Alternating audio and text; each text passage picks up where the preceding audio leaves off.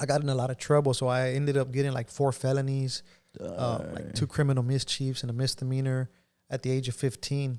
And so I got locked up. Your record was longer than your dad's, and you got caught with 100 pounds. Exactly. Exactly. And so, and I felt something I never felt before in my life. I felt the presence of God, and I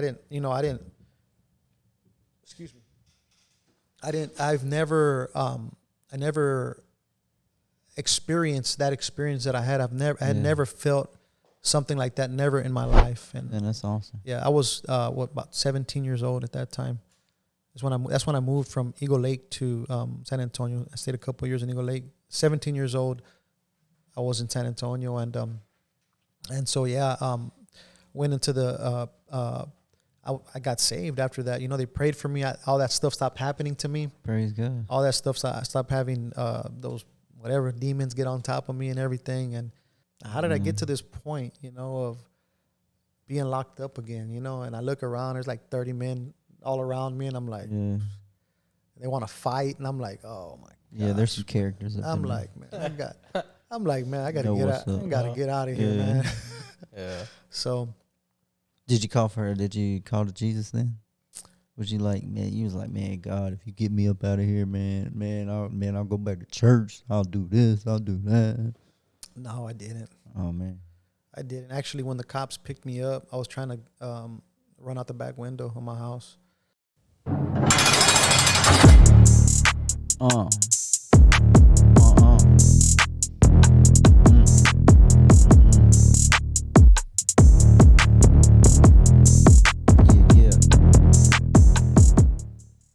Hello, everybody. Welcome back to another Life Speaks podcast.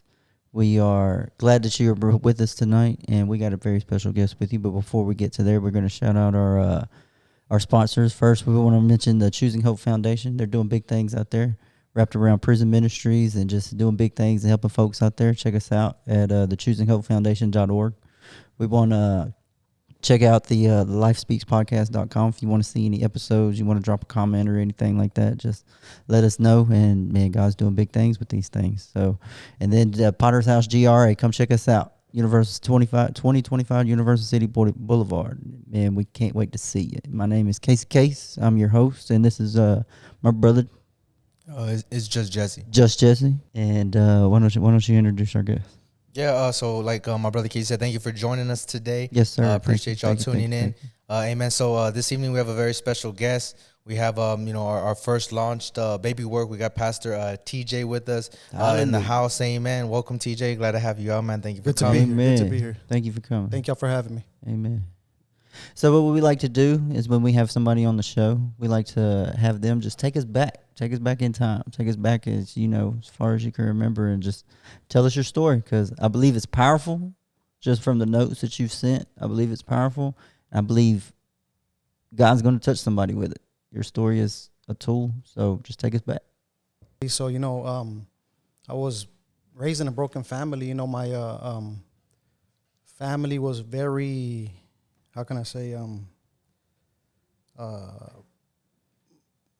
we would move around like a lot. We would move around a lot. So, was you in the military? Was there your family in the military or something, or was it just no? It was just yeah. So I was born in Galveston. So we have five siblings. I'm the middle one. Okay. I have 2 younger sisters. I have 2 older brothers, and so my 2 younger sisters were born in Eagle Lake, Texas. I was born in Galveston, Texas. Okay. My 2 older brothers, one was born in Laredo, Texas. One was born in Nuevo Laredo, Mexico. Wow. And so don't ask me how that happened. I don't know. And so I've tried to ask my mom and my dad, and so they just kind of, shut me out on that. Oh, wow. And so, yeah. So, but, moving around a lot when we were young, different schools, different, just different. How did that affect you as a kid? Was you like shut out or anything? Like shut off? You didn't like want to talk to anybody or anything? Going to different schools all the time? Yeah, kind of. It did affect me a little bit like that. Get bullied a lot. Oh, wow. Yeah, as a young kid. Yeah. Got into a lot of fights, like that. Did you learn how to fight? I guess so. I guess. Yeah, you gotta do what you gotta do. Yep. It's you get it's like they say, you put a dog in the corner, they're gonna bite. Yeah. And so I got into a lot of fights like that, but for the most part, it was just getting used to the different towns that I would move to, and adjusting was the biggest part. But I was born in Galveston, raised in the Valley, like I said. But I guess the biggest part was my parents always on drugs, drinking, the partying, just seeing a lot of that growing up, growing up. I saw a lot of drugs in my life, my dad would move weight. So we lived in the Valley. So in the Valley, there's nothing but drugs. If you don't, if you don't have a good education, or if you don't know somebody that can get you into a job, basically you just sell drugs, right? Oh man. So I saw a lot of that through my young age, and I would see like bricks of weed and money and wrapping weed, wrapping bricks of weed. I would hear it, you hear the roll of plastic just. Yeah. Dang, that's crazy. And as a little kid. Yeah. Dang, that's crazy. I started watching that as a little kid, and was around that a lot. So at a early age, I tried drugs. Like by the age of 12, I tried smoking weed. Of course, that's when my dad was selling weed, and so I say by the time 12 years old, I tried weed. I tried coke. And were those facilitated, like they kind of passed it down to you? Was that under supervision, or it was just so available in your curiosity as yeah, it was just available. My parents never passed drugs down to me. It was kind of like do as I say, not as I do. It was kind of like do as I say, not as I do. They would never like give me drugs or anything like that. I mean, I've drank with my dad and my family, stuff like that, but never. Mm-hmm. Like drugs, smoke weed with him, or do stuff like that. But as growing up over there, that's what I saw, and just moving around, unstable, really unstable family. And so I say by the age of 12, I tried drugs. I remember one time going, my dad coming to the border, actually, because my dad would move weight across the border, and so. He had filled the van that we had it filled with drugs. I was about 12 years old. So we get to the checkpoint, and I guess he forgot to put a screw in the back lift gate. And so what ended up happening is that when the border patrol opened the lift gate, a little piece was hanging down. Oh wow. And so he said, "What is that?" So he opened it up and he stuck his hand in there, and he pulled out a brick. Dang, that's crazy. And so he went, got my dad, took him out of pushed him up against the van, and told him. Dang. My dad was just like, "Hey man, I didn't kill nobody. I'm just trying to make a living, Yeah. And so yeah, they locked him up at that time, and they caught him with like 100 pounds that day. Man, and so that's crazy. Yeah. And he was 12 years old when you seen all that. Yeah, I was 12. It was me, my brother, my brother Jordan, I think it was all of us. Oh man. So, I don't know if it was my oldest brother. I can't remember, but it was most of us. What was you feeling when you seen them throwing your dad around like that? Was you scared or anything? Yeah, I kind of didn't know what to think. Oh, okay. Because you knew what was going on, right? Like you knew what the situation was. Yeah. So there was the same feeling of like nerves pulling up that, he probably felt like you knew there was this risk, right? Yeah. Oh man, that's crazy. Yeah. So yeah, that was that. And then like soon after that, our life took a turn, because, before that, my dad would try to provide for us as much as best as he could, and so, we always had food, had a roof over our head and stuff, both parents in the family. He was a raw sinner. I'm not gonna lie. My mom too. They were raw sinners, and so I began to see our life change after that because my dad got locked up for a little while, and so I began to see change. Struggle. I began to see struggle because before that, for some good amount of time, some years, we had some money, You know, my dad would give us money. We'd be able to shop at the mall, you know, and buy nice clothes and, you know, and have money to go shopping and stuff like that. But after that, you know, life took a turn, life took a twist, and I began to feel the struggle. You know, I began to feel the struggle, the money wise, financially, you know. But I say like 12, we moved from there. We moved to a little town called Eagle Lake. Moved to a little town called Eagle Lake. Lived there for a couple years, and you know, I began to work. I was like around. I got there like around 13, 14, something like no, about 14. I would say I might not be right on my ages, but like about 14. I spent like 3 years there. And that was so your dad got released, or he got locked up the time you moved, and it was just your mom, or how did that work? Your dad was on papers? So he got released. So he did some time, got released. How much time did he do? Not much, because back in those days, you know, it was not as it is in these days. You know, these days they'll give you that time. Yeah, they'll throw you away. Yeah, back in those days, it was probably like 6 to 8 months that he did. Oh wow! Yeah, like 6 to 8 months, and then like 10 years probation. Oh man! Yeah, and so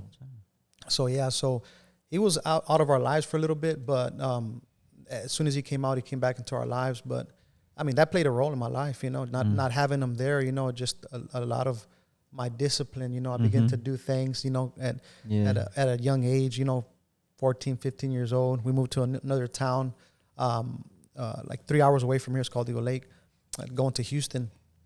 And so I began to, you know, stay out late, you know, not come home at the age of 15 already. And I would, and my dad was out already by that time, but I would see my, I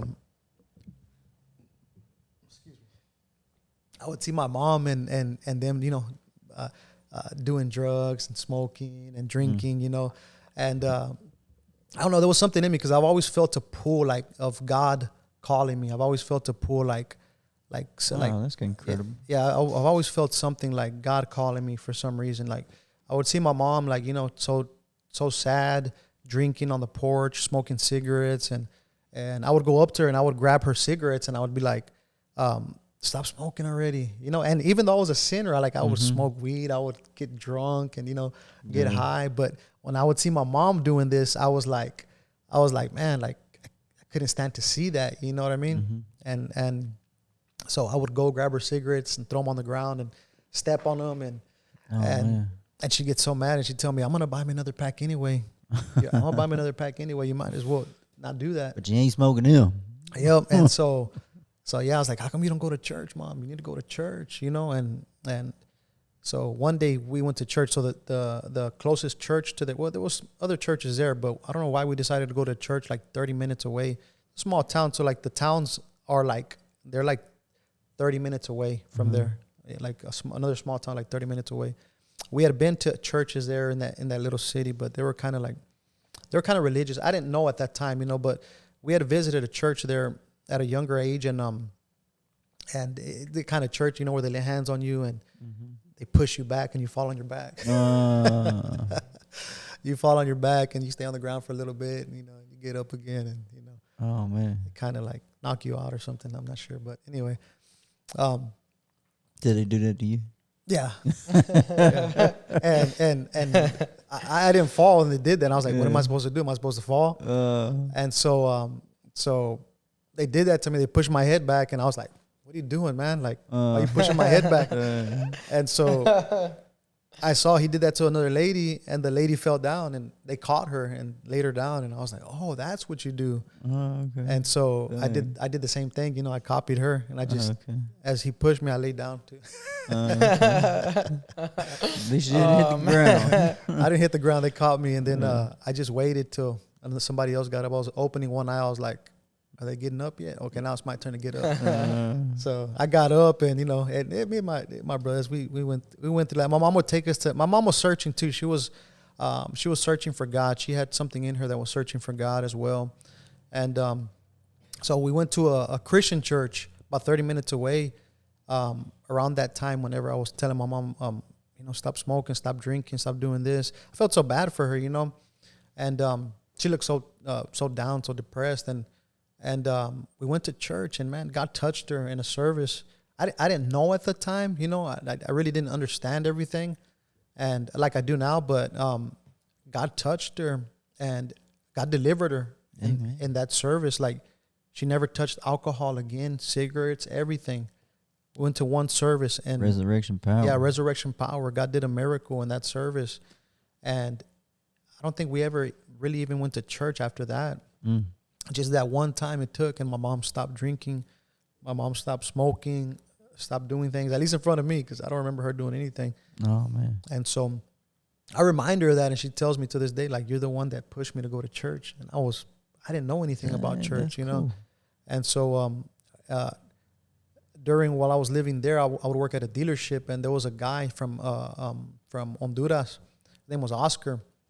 And so he would begin to witness me. I didn't even know this. You know, he would begin to witness to me, share the gospel with me. He'd want to come do Bible studies at my house. And so I asked my dad, I was like, hey, Oscar wants to come do Bible studies at the house. And so he said, yeah, that's fine. So Oscar would come. He only came a couple of times. My dad told him, hey, you can't come no more, man. Why is that? Do you know why? I have no idea, man. Okay. I have no idea. But, you know, after that, you know, he stopped coming. And then I guess, you know, I in that city, you know, it's like a small town, like population, like less than 3,000, you know. Mm-hmm. So it's like a dead end town. Like you got to go to the mall. Like I said, you got to drive 30 minutes to go to the mall, you know, or to go. When we go to the movies there, you'd have to drive 30 minutes to go to the movie theater, or you wanted to go shopping, whatever, you know, it is. They only had like 2 restaurants. It was like a pizza place. It wasn't Pizza Hut. It was a pizza place. Hey, just pizza place. Yeah, just a pizza place.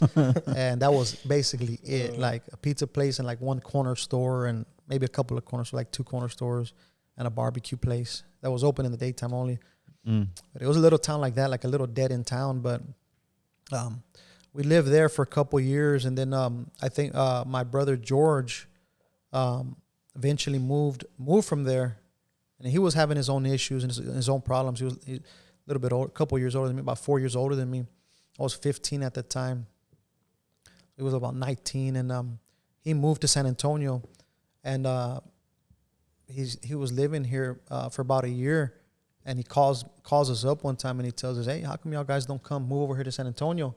There's a lot of job opportunity. You know, it's a bigger city. It's bigger over here. You'll like it. Why don't y'all come move in with me?" And was your dad on the straight path over there when y'all lived in that smaller town, or was it the same habits? Did you go back to moving weight, or how did y'all survive when y'all were spending those few years out at that little town? He ran the pizza place. Good question. No, he was trying to do things right. He was trying to. He got a job actually. He's a driver, so he's been a driver all his life. So. He started driving trucks, started trying to make honest money and provide for us. But that's very respectable, man. That's awesome. Man. Yeah, he started doing that, and there was not a lot of work there. You know, there's not a lot. It's a small town, so that's when my brother said, "Hey, let's come over here, move to San Antonio." We said, "You know what? Let's do it." So we all packed up and we moved. We came here to San Antonio, man, and from there. We moved in with my brother, lived with him for a little while, eventually got our own place, but he took us to church. I didn't even know he was saved. I didn't know that, you know. Really? That's what I was going to ask. I was like, did he mention being saved? Or he was just like, man, I can get a family coming to church. He's like, come on down. And he's like, by the way, come visit this church. I don't even think he knew he was saved, to be honest with you. He was such a new convert, you know. Okay. I don't even think he knew he was saved, but I guess he knew that he was doing something right, you know. And so he invited us to church. They did an altar call. Pastor Benny's church was my first church I went to. Oh, okay. Pastor Benny's church was the first church I went to, and I went there, and I needed prayer big time because I was getting assaulted, like, and I didn't even know I was getting spiritually assaulted because when I was 15, I played the Ouija board. Yeah, I played the Ouija board without even knowing. So one of my friends, she bought it. Her parents bought it for her from Toys R Us. Dang. And they sold it at Toys R Us. Yeah. What? They sold it at Toys R Us, That's and crazy. it was like a special edition kind. You know, they make it seem real, you know, for kids, you know. And so it would glow in the dark, and it looked all neat, you know, and it really catches kids' attention. Man, that's crazy. And so yeah, we played that. We actually played that in her house, and she began to speak to it and show us it. She began to tell it, show us a sign. Show us a sign. If you're real, show us a sign. And the fan was spinning full speed, faster than this right here. It was spinning full speed, and all of a sudden the fan just went, whoop, and it just stopped. Dang, that's crazy. It just stopped, and I just closed that thing up. I said, I don't want to. I don't want to play that. I don't want to play this game no more. I don't want to play that no more. I didn't realize it was evil. You know what I mean? I thought it was really just a game, you know. And at that age, at a young age. But anyway, after that had happened to me, when I would go to sleep every night, I would feel something get on top of me. I would feel something get on top of me. I would begin to see shadows. I began to hear voices in my ear speak to me at night. I was like, oh shoot, what is that? And so when I'd go to sleep, I'd want to sleep with the light on. Oh man. I'd want to be close, you know, I wanted there to be some light in the room, because if not, I would see shadows going across. But you know, I needed deliverance, actually, you know, and renounce some things.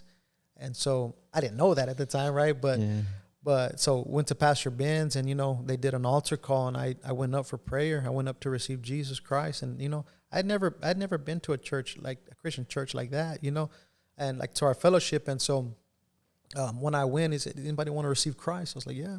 So what bad can it do, right? Went up, said a prayer, and I felt something I never felt before in my life. I felt the presence of God, and I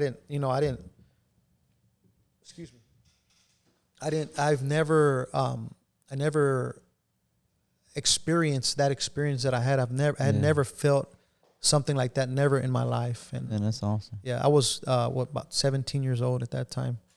That's when I moved from Eagle Lake to San Antonio. I stayed a couple of years in Eagle Lake. 17 years old, I was in San Antonio, and so went into the. I got saved after that. You know, they prayed for me. All that stuff stopped happening to me. Praise God. All that stuff. I stopped having those whatever demons get on top of me and everything, and I was saved for 3 months, filled with the Holy Spirit. Oh man, that's powerful. With the evidence of speaking in tongues. And I would be outreaching, telling people about Jesus. Just on fire. I began to read my Bible. Amen. And so, but didn't stay like that. You know, I was 17. I was. Well, real quick, because at this point you're 17. I know on one of your points you said you had put 15 juvenile. I just don't want to miss anything. Do you mean like 15 juvenile, like you were like in your youth juvenile, or did you go to juvie or? Oh yes. I'll talk about that real quick before we get into that. Yeah, that was in Eagle Lake. When I was 15, I started hanging around a bad company. I started hanging around you know, some friends that, you know, they getting into bad things, and begin to do like robberies and break into buildings and stuff like that. And so you know, and people that didn't like me, I went and did a bunch of stuff, man. I messed their cars up and stuff like that. And so I got in a lot of trouble. So I ended up getting like 4 felonies, like 2 criminal mischiefs and a misdemeanor at the age of 15. And so I got locked up. Your record was longer than your dad's, and he got caught with 100 pounds. Exactly. And so I got locked up in Colorado County Juvenile Boot Camp there. It was there and actually in the same city. And so, yeah, I didn't do much time. Not even a month, I don't think. And wow. Yeah. And so, grace of God, thank God. Amen. You had a good lawyer. Yeah. God blessed you. That's my lawyer. Amen. He blessed you. Yeah. I didn't have no lawyer, but, you know, they let me go. They released me. They put me on probation. I was on probation for like 2 years. So it was a very strict probation. Yeah. Like for a juvenile probation, you got to be in by 8 o'clock, you know. They'll come and check on you out of nowhere, you know, randomly. And so, yeah, it was hard being a teenager and having, you know, to be in by 8 o'clock. And especially I was out and about. I was I wouldn't come home some nights. And so yeah, it was a hard probation. But I guess that helped me out. You know, I'm not gonna lie, that did help me out. Kept me out of trouble. If not, I would have gotten some other worse things, I would imagine. But yeah, I did went to that juvenile boot camp, and it's like a boot camp actually. It's like a jail but a boot camp. You know, they throw you in the mud. They you know they rough you. Was you scared? I was a little scared. I'm not gonna lie. I was a little scared. Yeah, I was a little scared. I'm not gonna lie. I was only 15 years old. Mm-hmm. I just did what I acted right and listened, you know, and I got out. And so I know you said it kept you out of trouble. Did it help you though when you got out? Like your mentality, was it like, man, I don't want to go back to this? Was there a change? Because I know, you know, because where we're at now in the story, you're at Pastor Ben's, you go to San Antonio, you get saved. So when you were in that trouble, were you thinking of God at that time? Did it change you when you got out, or you just went back to what you were doing? You finished, or you finished and went straight to San Antonio? Or how did we get to Pastor Ben's? No, my mentality was man, I can't get caught. Okay. That was my mentality when I got out. Like, okay, now I gotta be slick now. You know, I can't get caught. I can't get caught up. Just gotta be good at it. Yeah, gotta be good at it. And so every time I would do something I wasn't supposed to do, I was the one. You know, I was gone. I'd be slick. I'd hide the drugs faster. I'd hide the drugs better. I thought I was slick. I really wasn't slick, but you know, I didn't get caught again for years. For years, I didn't get caught, and I would always drive around with weed and drugs in my vehicles. You know, and by the age of 15, I had my own job. I had my own job by the age of 15. You know, I had my own vehicle. I got my own vehicle out, and I began to work. You know, I was just not. I guess I began to work at an early age, and so I'd pay my own car note and everything like that. And so, yeah, but that was the juvenile. And so, yeah, it did affect me though. It affected me. Like, I did not want to get locked up no more for nothing. Yeah. Like, I did not want to be locked up, especially, you know. That's what I said. I even seen my cousin ate the blunt one time driving. And we got pulled over. You know, no one wants to get caught. And he ate the whole blunt. Everyone's looking at him like, what the heck? And he's like, man, can you just take me home? Like, I don't feel good. And, you know, me too. You know, I'll eat the dope. I was like, I ain't going back. That was my thing. It changes you. It does. Yeah, it does. I've done that before. I've ate a joint before. Yeah. And, but it changed me in that perspective. But I still kept on the same track, and until I got saved at church, and then I was about to graduate, so I started attending Judson High School, and so I got on. Go Rockets! Yeah, go Rockets! Yep. I started attending Judson High School, and so like I got on this. They allowed me to get on a work program, so I would work half, like couple of periods. I'd go to school a couple of periods, and I get off and go to work, and so I ended up graduating by the grace of God. Thank God. And so graduation parties came, and so my 3-month being saved, I backslid. Yeah, I backslid, and at 17. At 17, yep, I backslid, and I would come back to church every now and then, and it just didn't work out. Eventually, I just stopped coming to church. So it wasn't like a backslid, like graduation season. Oh man, I messed up. Get my heart right and stayed in the church. It was backslid, like, you know what? And you went out, did your thing, and then just kind of took off and disappeared, ducked back. Yep. Yeah, I was just kind of like, you know, I stopped coming gradually. I stopped coming, showing up less and less. Before you know it, I just wouldn't come at all. And so that really affected me, you know, and I believe it would have helped me at that young age if I would have just really stuck to it, you know. And I was a young teenager. I was a young kid. Yeah. But for 10 years, I didn't, I dove into sin.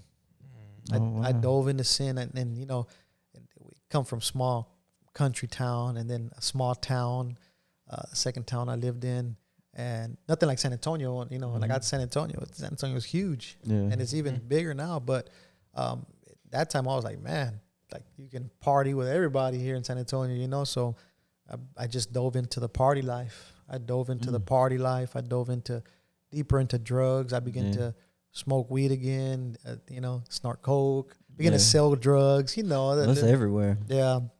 you know, the little, you know, you want to sell drugs. My dad sold drugs. I want to sell drugs too, you know. And so I began to do that and just get involved in all kinds of craziness and all kinds of immorality and for like 10 years. I did that for like about 10 years. You were still with your parents, or at this point you had already moved out? I think shortly after I graduated, I think I moved out. Okay. Moved out afterwards. I was always I always had a job, you know, I always made my own money and, you know, and so, yeah, shortly after that, moved out, but I was, like I said, I got deeper into my sin. It just took me on a... For these 10 years, like, what were you going through? Like, what were the mind battles? Like, what were the feelings? Was there any depression or anything like that? Loneliness? At first, no. At first, there was no, like, depression or anything like that. But I did struggle a lot. I struggled a lot. I struggled. Like, I had favor. I could say I could still feel, like, the grace of God over me. Because everywhere I would go, I would get, like, good jobs. And I would, you know, I would get blessed. And I would see blessing, you know. I would see blessing. But, like, things wouldn't work out, you know. Things wouldn't work out like they would have if I would have been in the will of God. And I met the mother of my children. I got two. I have a first. I was never married. I have a first relationship. I have kids with my first relationship. I have two kids. My daughter's 17 right now, and my son is 14 right now. And with my wife right now, Desiree, I have one daughter with her, which is Aaliyah. And so end up getting with her, end up having Isabella first. And I was with her for 6 years. And even throughout being with her, those 6 years, it was just like party life. It was just a party life. I would work, but it was just party after that, you know. Yeah. My life was just party, selling drugs, just, you know, doing that. After 6 years doing that, you know, hey, your sin don't take you nowhere. No. I tried going to church a little bit here and there with her, you know, and didn't stick to it. Eventually ended up separating. She ended up moving to Denver, Colorado with my kids. Had Israel's a little baby, like about 9 months, almost a year old. She ended up moving out of state to Denver, Colorado. Then I started feeling the depression. Then I started feeling the depression. I started feeling, you know, the loneliness. Yeah. And then you know, I started getting deeper into my sin. Oh, wow. I started getting deeper into my sin, doing things I've never done before, you know. I got my own place. I thought I was doing okay. You know, I had a full-time job. I had a vehicle. I had a motorcycle. I had a boat, you know. I thought I was doing okay. I had some landscape equipment. We started my own little landscape business. That's always everyone's thing. Like with Camilo and Lulu too, was the boat. Lulu was like, "Well, we had a boat. I thought we were doing all right." You know, you can tell how good you're doing by a boat. Yep, exactly. You got a boat. They got a boat. I mean, what are you going? I had a boat, but I wasn't even driving it. And so, boat just there. Yeah. The driveway. Yep. And so I had a boat, but I had just one mattress in my house. That's all I had. I was so lonely, man. I had just one mattress in my living room, and I was so depressed, man, at that point, man. And you know, I had people tell me, you know, the house that I was living in, it was owned before a German lady had passed away there, and they would tell me that that the German lady would always open the cabinets a lot in the kitchen, and that at night you can hear the cabinets opening up, and so my daughter came to stay with me one night, and I began to hear the cabinets open up, and I was like, "What is that?" And then I said, "No, I'm hearing things." And my daughter tells me, "Dad, Bella, she's only like 6 years old at the time. She's like, I hear something." I was like, "No, it's nothing. It's nothing. Don't worry about it." No, it's not, baby. Go to sleep. Yeah, Go to sleep. But it was noises, you know. I think you know, it was, I guess, demonic, right? But yeah, but soon after that, somewhere in there, I met Des. I met my wife. I guess I worked for the city of Kirby at that time. I worked for the city of Kirby, Mm-hmm.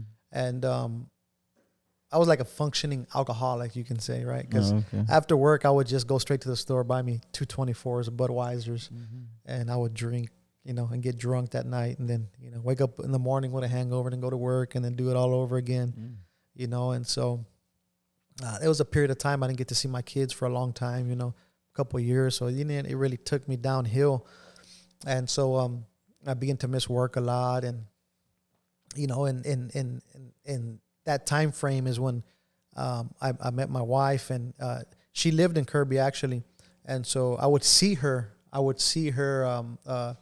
there in Kirby, and she would drive a Mustang, like a 5.0 Mustang with a convertible top and everything, and so Nice.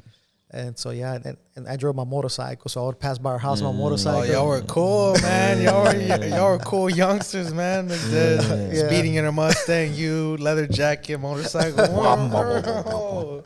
That's crazy. And so so one time I worked for the city, right? So I was working on her. I was working on the street right in front of her house. Mm-hmm. What coincidence?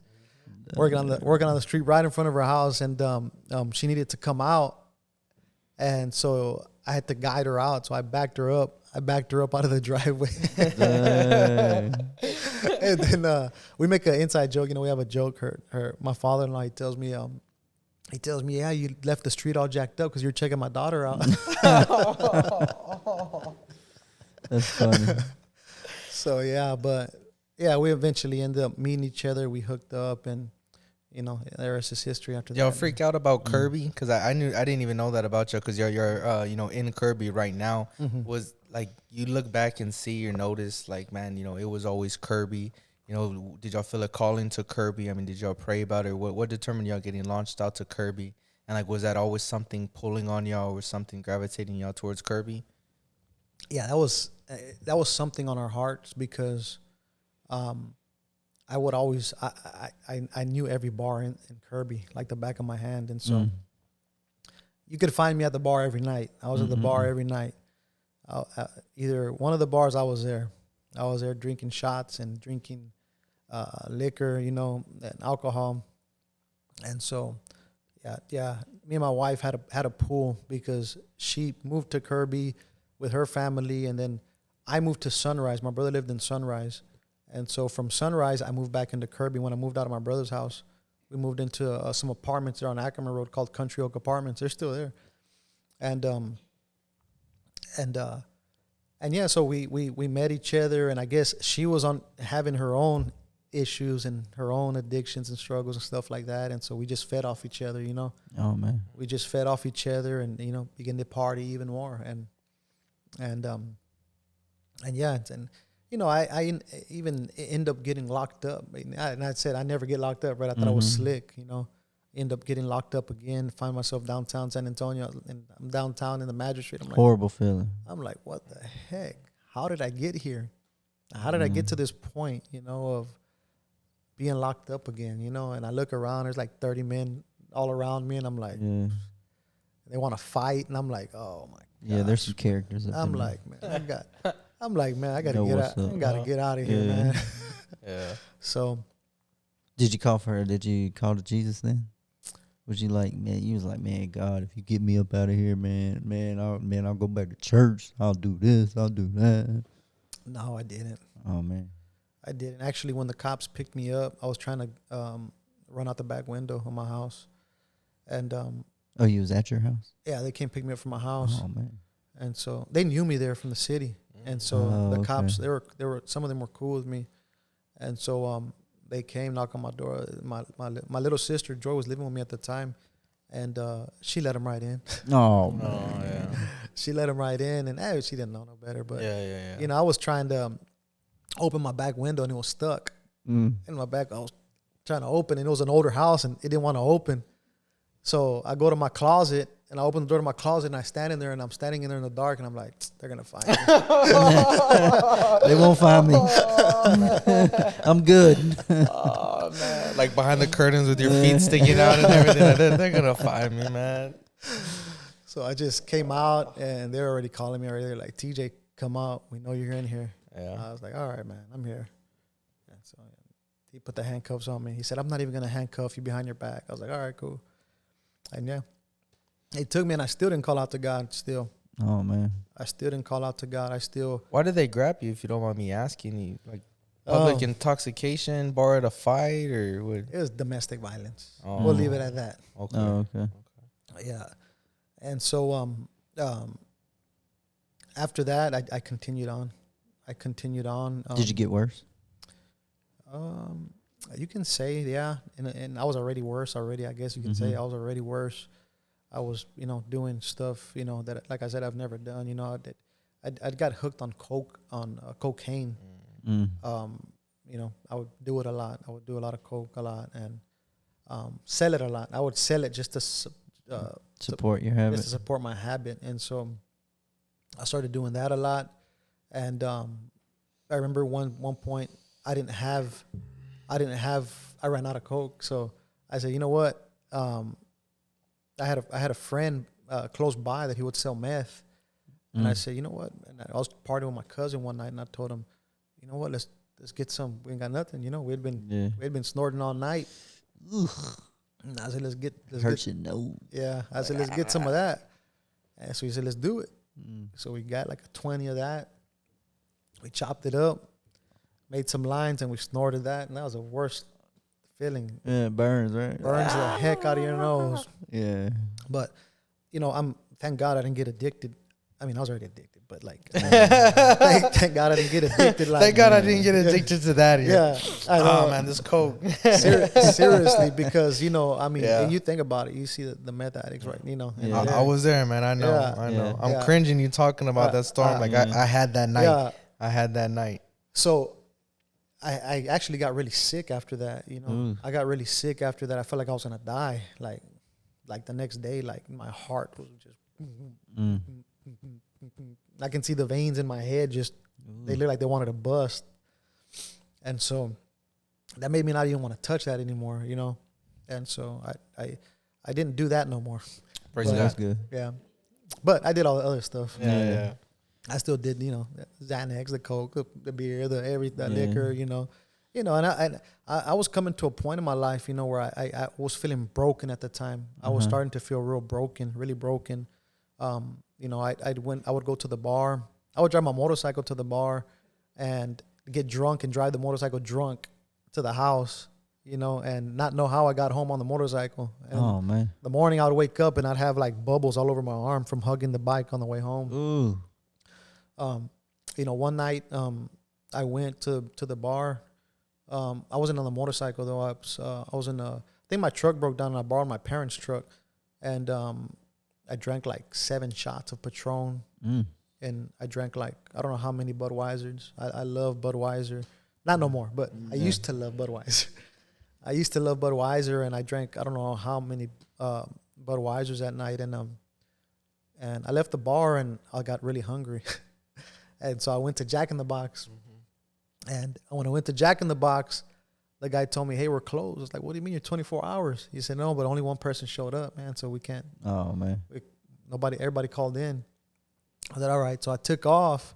I fell asleep at the wheel. Oh, man. And I got woken up to hitting the median. I hit the median and boom, boom. On the motorcycle? No, not on the motorcycle. I was in a truck. Oh, okay. And I busted both tires out and I rolled into a neighborhood. Ooh. And I closed the door real fast and I got out of the truck. Because I was drunk. I didn't want to get DUI. Yeah. And so I started walking away from the truck. And I was really broken at that time. So I called my dad at that time to come pick me up. If he can pick me, it was like 4 a.m, man. It was like 4 or 5 a.m. And my dad said, where the heck are you at? And so he came and picked me up. Thank God, man. Thank God for my dad. He came and picked me up, and of course I heard it from him. He started yelling at me, I'm already a grown man, and dad yelling at me. He's like, blah, blah, blah, what you doing, and I just broke down crying. And I didn't break down crying because he was yelling at me. I was just so broken already at that point, you know what I mean? I was tired. I was tired of living in my sin. I was tired. I can feel it. At night when I'd go to sleep, I would, I begin to feel those things again. I begin to hear demons in my ear. I begin to feel stuff get on top of me. At that point in my life, I I had a cousin around the same age as me. He wanted to live with me. I told him, yeah, you know what, come be my roommate. You know how it is when you're single. You know, it's easy to move somebody in with you. Oh, they're gonna help you. They don't even help you. They don't pay no rent. Yeah. And so he moved in with me. Little did I know that he was doing witchcraft. Oh man, he was worshiping the Santa Muerte. He had the the Devil Bible, whatever you want to call it. Yeah. La Biblia de la Santa Muerte. Okay. And stuff really, when I let him move in, stuff really started happening to me, trippy stuff like, and I know I was involved in all kinds of sin too, so I'd open the door. I already had the door open there, and it didn't help that I moved him in, and he was praying to that in my house. Is it still the cabinet house? It's still what? Is it still the cabinet house? Yeah, the cabinet house. Man. Yep, still the cabinet. He invited more demons in there. Oh man. And so one night I was asleep, and I hear we had a wooden floor, and I hear his boots, because he always wear those, you know, the Mexican pointy boots. And I'd heard his boots walking on the floor. We'd like to go clubbing, right? We'd go to the club, and I guess I'd partied so hard that week I didn't want to go out that weekend. And I was so tired, I probably hadn't slept in days, so I stayed asleep. And he told me, "Primo, ya me voy." He said, "Cousin, I'm taking off," right? And I said, "Okay, well, be careful." All right. I fell back to sleep. I heard his keys jangling. And he took off. I wake up to use the restroom that night, and I go to his room. I heard this AC unit on, and he was laying in bed. And I said, "Cousin, I thought you were going to leave." I told him in Spanish, "Cousin, primo, I thought you were going to leave." And he said, "I never told you anything." I said, you walked to my room a couple hours ago. You told me you were leaving. He said, "No." I was like, "Oh, I'm thinking much of it, right?" Yeah. I go back to my bed. I go to sleep. I wake up the next day, and you know, he's gone. I go in his room, and I found the Bible, the Santa Muerte Bible, in his room. And I've never gotten off to like worshiping the devil or nothing like that. I've never wanted to involve myself in witchcraft or anything like that. You know, I've always had a reverence to God. You know, I've always known that God is real. You know, and I've always had a respect for God. You know, like in that sense, right? That I would never involve myself in like witchcraft. Other than the Ouija board, I thought it was a game. But I found the Bible in his room, the Santa Muerte Bible, and I grabbed that thing. I went like that, and I tore that thing in half. Oof. I was so mad. And I threw it in the trash, and I found candles and a poster of the Santa Muerte. He had like a little altar. Oh man. Yeah, and so I threw all that stuff in the trash can, and I let him know. I called him up, let him know, "Hey man, you can't be doing that crap here, man. You gotta go. You gotta bounce." And I thought he was gonna want to fight me, but he didn't. But yeah, then, you know, a lot of stuff started happening after that, man. Just crazy stuff, man. That's crazy. I wasn't sure which one was going to be the demon, the one laying down, or the one that left. I was like, which one was the real one? Which one did he really see? Yeah, that's crazy, man. Yeah, it was demonic what I was seeing. It was just demonic stuff going on in that house, man. It was crazy. But at that point, let me see, where we at? What brought you back to God? So, like I said, I was talking to Des. We're talking like on and off. You know, and she didn't go to church. She didn't go to church. No, okay. No, she didn't go to church. I think my mom was saved by that point, right? My mom was saved. My family got saved. My little sister got saved. My little sisters got saved, and so I think what was happening at that time was my sisters were inviting my wife to Bible studies and stuff like that. And so my wife went a couple times, you know, to Bible studies and stuff like that. Excuse me. But she never really stuck to it. And so, you know, I went. Let me see. She moved in with me. My wife, my girlfriend at the time, she moved in with me. We began to live together, and finally, we got the news she was pregnant, and with my daughter Leah. She's 11 years old right now. She became pregnant with Leah. And I began trying to do a little bit better, you know. I began trying to do a little bit better. I would still drink, though, and still, you know, do my little thing here and there. I couldn't seem to shake it off, you know. I couldn't seem to shake it off. And and she had stopped doing her things because she was pregnant now, and so she knew that she was pregnant, so she didn't want to harm our daughter. And so I started, I said, you know what, we got our own, I got our own place, and but there was no peace in our home. There was no peace in our home. I would look at her and my wife. I would look at her, and we weren't even married yet. Actually, I would look at her, and my wife was so empty. Like I could see like just emptiness. Like she wouldn't smile. She wasn't happy. And she already had my daughter. My daughter, she was little toddler or little baby, and God began to deal with me again. And then I was at that point, I was already broken beyond broken already. I was just like I was done. Like I felt like, how they say, the world chew you up and spit you out. I felt like that, and one time I saw Pastor Will. So Pastor Will is my brother-in-law, which was my first pastor. He's married to my sister, Norma. And so one time I saw them. I guess they were in the process of buying a house. And he was over at my house. And I told him, hey, can you pray for me? And he said, yeah, what's going on? He didn't even realize that I was so broken. At the time I was so broken. And, somehow I knew how to come back to God. I always knew how to come back to God.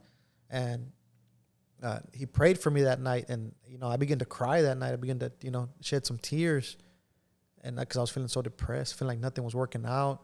And he looked at me, he was like, "Oh shoot, like what's wrong?" Like, and he began to minister to me, and he prayed for me. And little did I know that soon after that they were going to get sent out to Universal City, and so they got sent out to Universal City, and that's when I told Des at the time. I told her, I was like, look, let's go to church. Norma and William are gonna get sent out there. Let's go support them. Let's go support them. And she didn't want to, but I said, no, let's go. She said, okay, let's go to support them. That's awesome. So we went to support them, and I went, and my walls were down. And so. God touched me in one of the services, and I just, I gave my life to Christ again, and I didn't, it didn't happen like from one day to the next. Yeah. It kind of gradually happened, like I went to church and God touched me, and I stopped going for a little bit, and then I would, people would keep reaching out to me. Norma, Pastor Will, a couple of brothers from the church would reach out to me, and we'd find ourselves back at church. Yeah. Until one day, I just total conversion. I got filled with the Holy Spirit again. That's what changed. I got filled with the Holy Spirit again, just by one service. I was broken. I had all these problems and all these issues, and I just kneeled down at the altar. And I began to cry out to God, and I just began to speak in tongues. Ain't nobody had to pray for me or anything. I just began to speak in tongues, and I got filled with the Holy Ghost. And from that moment forward, like God delivered me. God set me That's free. Awesome. Like I didn't touch drugs no more. I didn't touch anything anymore. And so my wife thought it was a joke. My wife thought I was faking it. She thought, nah, it's not real. Yeah. He's just gonna go, and because I would leave her. I'll go party on the weekends, and like I said, I wouldn't party every day, but sometimes I would leave on the weekend and leave her by herself with the baby, and I was starting to do that little thing, and so I was getting tired of that, and so so my wife didn't believe me, so she wasn't my wife, and so when we started getting serious, and Pastor Will had told me, he's like, hey, you should marry Des, and God was already dealing with me. I said, yeah, you know what? I want to marry Des. And so Pastor Will pulled her in the office and says, hey, TJ wants to marry you. You want to marry him? I was like, no, I don't want to marry him. Dang. Shut down. Dang. She was like, why don't want to marry him if he's just going to be unfaithful and he's just going to leave me at the house by myself? And, she had every right to feel that way, of course. And so, so yeah, some time passed, and I kept pressing on it, and finally she agreed to. She began to see that that I wasn't playing around. I was like legit. Like I really wanted to change, and I really wanted to do what was right for her and for my family. And for my kids that I didn't have with me. My Bella and Israel, my oldest ones, they were younger at the time, and so God began to help me. God began to help me.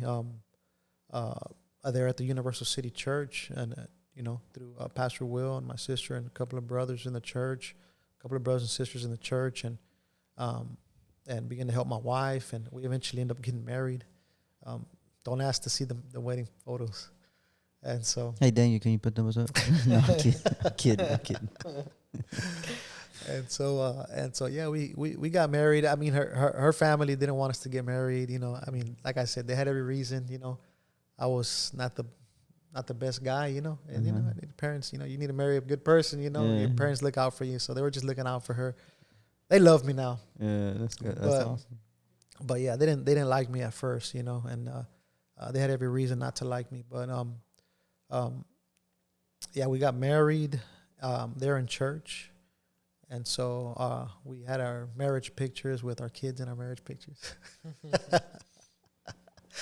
That's cool, though. Yeah. And and after that, we took off for Jesus, man. We served God under Pastor Will, my brother-in-law, for 3 years, and had the privilege to serve under him. He really played a big part in my life. Him and my sister, they played a big role, and I also, Pastor Benny played a big role in my life. It when I first started going to Pastor Benny's as well. Pastor Benny actually would go follow up on me at my job. He would go check up on me and stuff like that, and I end up falling. It's like he told me before. He's like, better late than never. Yeah. And so I served God under Pastor Will there for 3 years, and then Pastor Luis, or my pastor now, our pastor now, end up taking over the church, and Pastor Will end up getting redirected back to Pastor Benny's, to his mother church, and then got sent out to Dallas. Of course, we all know that. But I served God under my pastor, Pastor Luis, for 3 years as well, and really took it to another level in those 3 years, and began to begin to pray for people. I began to pray for people everywhere I would go. I'd pray for people, pray for the sick, just on fire, and just, that new convert zeal, where you just, I did that with Pastor Will too, but I was on fire, man. Like I was praying for everybody, anybody and everybody. If I saw somebody in a wheelchair, I go pray for them. And, I prayed for this one guy one time that was in a scooter for a whole year. And I prayed for him, and he got up out of the scooter and was able to walk, and he hadn't walked in a year. Praise God. I prayed for this person that's in my mother in our mother church. I prayed for this one guy that had broken ribs, was a heroin addict, and they had barely beat him up, broke his ribs. I prayed for him. God healed his broken ribs. I was just doing stuff like that. And I told Pastor Luis, I was like, hey, man, I'm praying for people that, and they're getting healed. It's like, do a healing crusade.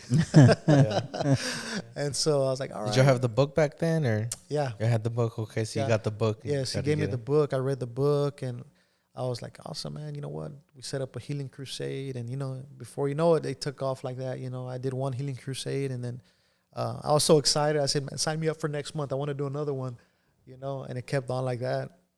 And then other people, Brother Camilo, Pastor Camilo, Pastor Joe, a couple other brothers from the church, they would, see everybody, it was like revival hit, man, at that point right there in our church. It was just like couples were getting saved, young people were getting saved, older people were getting saved, and just like, it was just like a move of God was happening, man. It was powerful, and and they begin to do things for God, and they begin to do healing crusades, and God just began to move through all of that. It was so awesome. And so So yeah, and so after about 6 years, after about serving, I served God under Pastor Will for 3 years, and under Pastor Luis for 3 years, and got sent out to Kirby, Texas. That's where. And back to your question that you asked me, I don't think I ever answered you. Why did we want to go back to Kirby? Our heart was for Kirby because we were there. I met my wife there. Not only that, but I was there with the sinners. At the party houses there in Kirby, at the bars there in Kirby, running the streets in Kirby. I know Kirby like the back of my hand. I know all the streets by memory, and so my heart was for there. And it's crazy because my pastor had told me, he's like, I have Kirby on my mind. And I was like, what? And me and my wife, we're from Kirby, so we're like, you know what? Yeah, we want to go to Kirby. Let's go. We want to go to Kirby. Let's go to Kirby.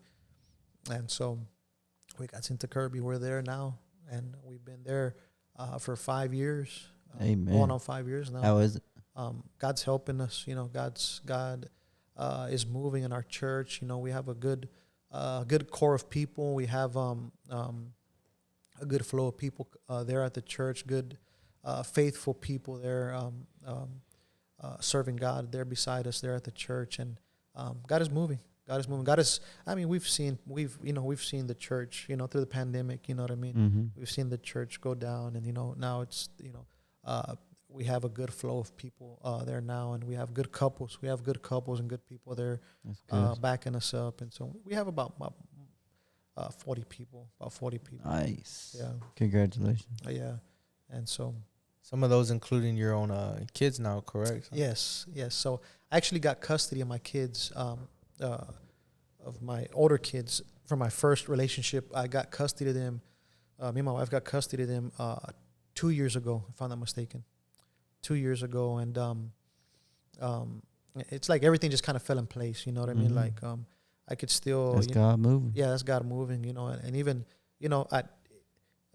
people think that, that just because you get saved that everything's going to be better just when you get saved. And it's not always the case. Yeah, God does move and God brings restoration. But, throughout, being saved, I still experienced some hard times, we all do. I experienced I still would experience the residue of my sin, the consequences, the choices that I made when I was in sin. I experienced some of those things while I was saved, but we serve a good God. We serve a God of restoration, a God that's able to restore families and marriages, and set people free. And that's what God did for me. He restored my family, and brought us closer together, and for the better. And my family is doing good now. God has blessed us, and I'm not just. When people say blessed, they think it's money, right? And it's not just money, Money's, of course, it's good to have money, but just having your family there, doing what's right, striving to do what's right, and having that unit there, leading your kids, and knowing that you're leading your family in the right direction, that it feels good to do that, knowing that you're leading them to God, and they're gonna make heaven their home. But yeah. How did you break your addictions and stuff and all the things that you were going through? So being faithful in church, being at every church service, both of my pastors told me, if you're gonna make it, you got to be in service, because if I wasn't at service, I was the type that I was at the bar or at the club on the weekends, and doing something stupid. I can relate to that. Yeah. So, or doing something stupid at my house, and so what kept me in the will of God and saved and in my right mind was being at church, being involved. That's what kept me. And both my pastors, and then they would tell me, Pastor Luis, and he would tell me, he's like, stay involved, be in everything. You see the calendar, be in everything, every service. And I was there, every service, every outreach, everything that was going on, man. And even if I was going through like hard times or through like trials or or court battles, I went through a lot of court battles in my life. Trying to get custody of my kids, and never worked out for me, man. It never worked out for me. And you know, sometimes I would question, you know, like I would not that I would question God, but I would question like, man, like I'm saved. I prayed, you know, that you would move, God. Like, you know, I would talk to God and say like, man, like, you know, I fasted, I prayed, and it still didn't work out for me. Mm-hmm. But I learned to stay faithful and say, okay, you know what, you know what you're doing better than I do, you know. Yeah. And so I just would push through it, and you know, it's like one time I went to court and nothing worked out in my favor. Nothing worked out in my favor. I couldn't even I didn't even have rights just to see my kids, you know. And so I dealt with that a lot. That took a real hit to me, because I didn't see my kids for some years. I couldn't even talk to them. They were so small that, you know, sometimes their mom wouldn't let them talk to me. So it took a real big hit on me. You know what I mean? Yeah. So I really needed to be in church. That's the times where I would draw near closest to God, when I was going through my hardest times.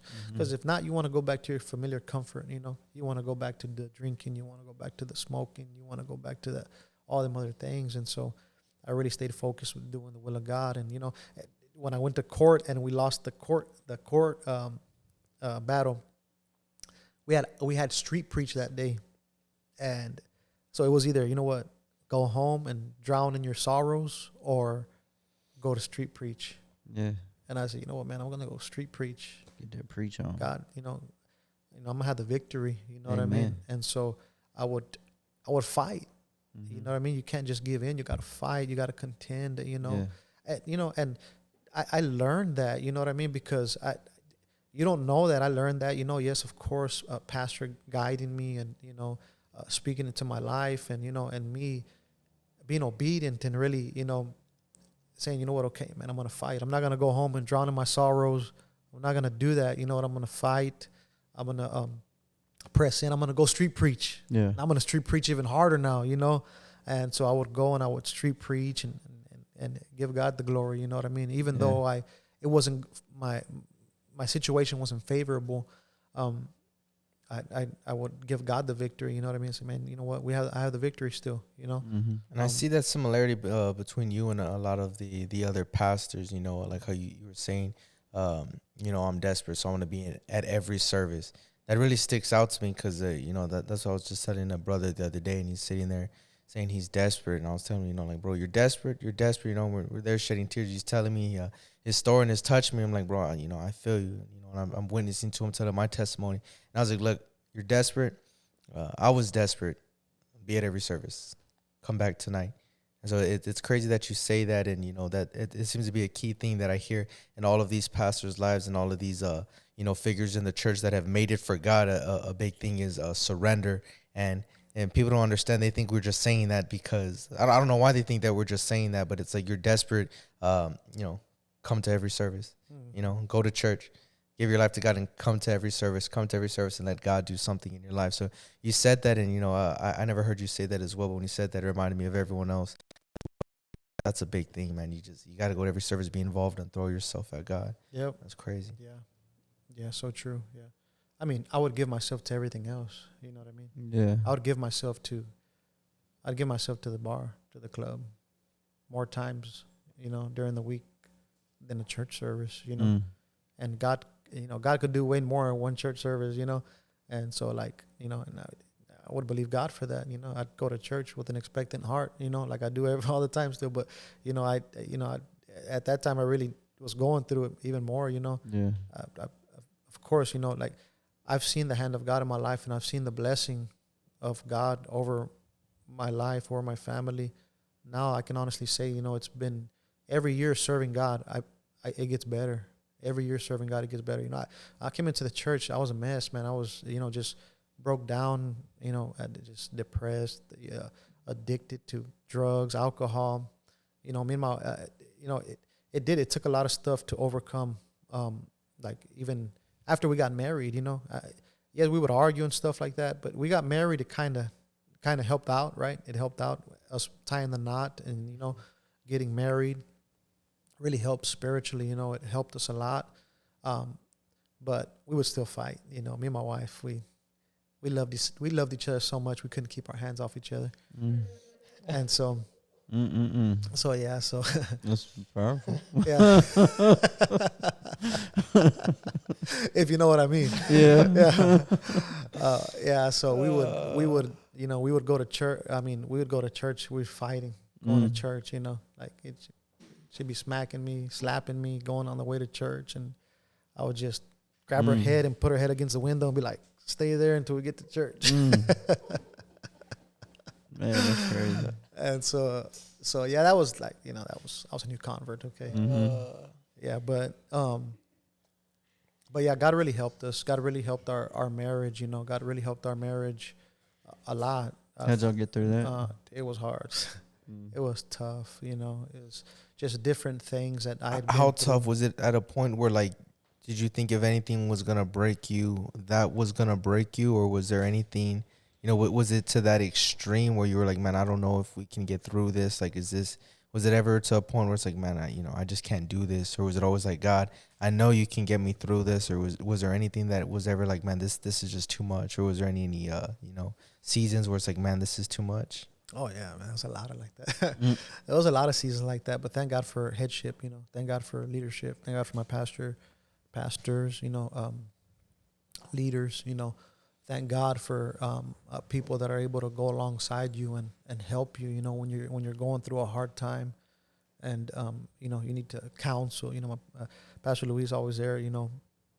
Counsel us. We go through something, and the pastor would ask me, and I would be like, "Hey, TJ, how's everything? Everything's going good, Pastor." He asked my wife, "Nothing's going good." And so my wife would always tell on me anyway. She'd all go to the office and tell on me, and and of course accountability, holding yourself accountable. And so Pastor really helped us out a lot, in that, counseling us, marriage counseling, and that really helped out our marriage a lot. Was the marriage counseling, and dealing with issues, because issues that she brought into our marriage and issues that I had brought into the marriage. We're a blended family now, right? Because I brought 2 kids and not hers, and now we have, blended kids and, the whole blended family thing. And so it's just it was a struggle, but God helped us. God helped us through our marriage, and we begin to get closer and closer, and we begin to handle our arguments a little bit better. Everybody That's argues, good. you know what I mean? But Yeah. we wouldn't get violent no more. Yeah, that's good. So, if in case you're wondering, I probably gave it up while I got locked up. So yeah. Amen. Praise God. That's awesome. Yeah. Yeah. Someone who's in your shoes that could relate. Any words of advice that you would give, any wisdom, anyone in any similar situation, words of hope? Well, the first time I gave my life to Christ, like I said, I was 17 years old, a teenager, and for any teenager, I would say, serve God. Give your life to Christ, even though it gets hard. Hang around the kids in the church, the teenagers. Link hearts with the other teenagers in the church, with the people in the church. That's what I would tell the teenager. Because I backslid as a teenager, so there's a lot of stuff. Everything happens for a reason, right? God allows everything to happen. Sometimes we make bad choices, but God, makes it work for our good. But I backslid, and I wasn't saved for 10 years. Now I've been saved just the amount of time I've been backsliding. But man, thank God that God is married to the backslider. God is married to the backslider. Thank God for that. Amen. That God gives us a second chance, or many chances. And God gave me another opportunity. And let me tell you something. Like, the 10 years that I've been saved are way better than the 10 years I was backsliding. I tell you that much. Like, nothing but pain and suffering, not saved and out of the will of God. Nothing but blessing. The 10 years that I've been saved, my family, restoration. You know what I mean? God's moved in our life. God's moved in our church. I never thought I'd be a pastor. Yeah. And look what God has done. Look at everything. I couldn't brag on anything. I can't boast on anything. I give God the glory of everything He's done in my life, in my family's life. I'd be dumb to take credit for it, you know. Mm-hmm. I would tell people, man, give your life to Christ, man. You know, if you're lonely, you're depressed, you know, we try to use everything else to fill ourselves with, you know, whether it be women, materialistic things, drugs, alcohol, and you know, you need God. You know, you need God, and God can help you and give you eternal life and life more abundantly. And come to Jesus. You know, Jesus Christ is the answer, and that's what helped me. You know, it's like I told this one guy. He believed in Allah, but he had a different religion. I began to ask him, like, you know, what has your God done for you? And he says, what miracles has your God done for you? And he tells me, oh, he does miracles in the Bible, in the whatever, the Quran or whatever. Mm-hmm. He does miracles. And I say, let me tell you what miracles my God has done for me. Mm-hmm. He's restored my marriage. He set me free from drugs. He set me free from alcohol. Mm-hmm. He set me free from all these things, man. And you know what? I'm here to tell you, God can do the same for you. If you would just surrender your life to God, to Jesus Christ, repent, turn away from your sins, and put your trust in God, God will help you. And so. Is he in your church? Did he do it? No, that guy's not in my church. Oh, no. man, he didn't do it. No. Oh, man. Well, we'll pray for it. Yeah, pray for him. Yep. Well, thank you, Pastor TJ. Thank you for being on our show. Yes, sir. We're going to close it out with that. It's your host, Casey Case. Until next time, this is Jesse.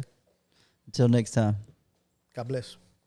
Yeah, it started to definitely turn into sexual abuse. Mm-hmm. In my How old were you at this time? I think he started like grooming, and I say grooming. I'll define grooming as if somebody doesn't know what grooming is, when they win your trust and manipulate you. Mm. And I think he started doing that for like a year and a half. Sexual abuse probably started like at 7. Me and my sister was like a year and a half older than me. I think I was like really probably like one of the lowest times I've ever felt, like was that moment. And I was How like, old were you at that point? I think I was like 8 or 9. So already at 8 years Man, old. And that's crazy. Yeah, I felt so low. Like if you could break a kid's spirit, he broke me. Like I think at that moment I wasn't even crying anymore. I already cried. He already embarrassed me. He did what he wanted, and he like, to me, he won at that moment. And I remember Monique she felt so bad, and she was just rubbing my arm like, I'm sorry, it's okay, Des, Mom's almost here. And I think I remember just like, all right. She knew, like, man, like, she's done. She can't come here no more. And that became real for me. Like, whoa, like, that was God speaking to me. And then I realized I can't forgive them. I can't. But, like, through Jesus, I can. So then I started to learn, like, the only forgiveness you can find is through God. So then that's when it became real, is when I was able to forgive people. Once I was able to forgive people, realize God forgave me, I have to forgive others, then, like, I started getting healing, because I just didn't get saved and was all, like, in it. Like, I didn't want to just, I want to do this, I want to do that. I didn't want to do anything. I just was learning. I was